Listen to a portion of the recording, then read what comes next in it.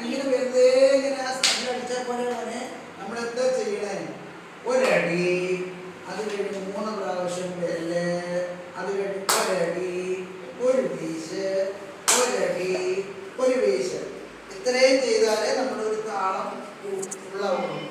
അപ്പൊ അത് പഠിക്കണ്ടേ? എവിടെയെങ്കിലും കൊണ്ടുവന്ന് കൊടാൻ അടിച്ചാൽ മതിയോ? മതിയോ? അങ്ങനെ ചെയ്യാൻ മനസ്സിലായോ?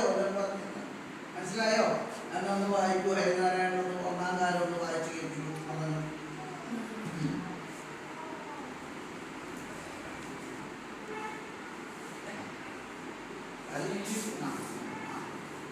Yes, yes, that is the correct position. രണ്ട് കൈ ആദ്യം പിടിക്കുക. അതേത് കാലം വായിക്കണേ? ഞാൻ എന്താ പറഞ്ഞത്?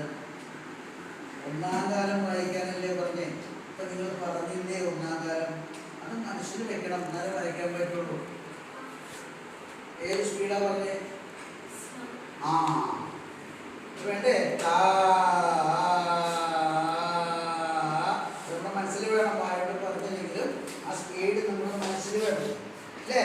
വായിച്ചു.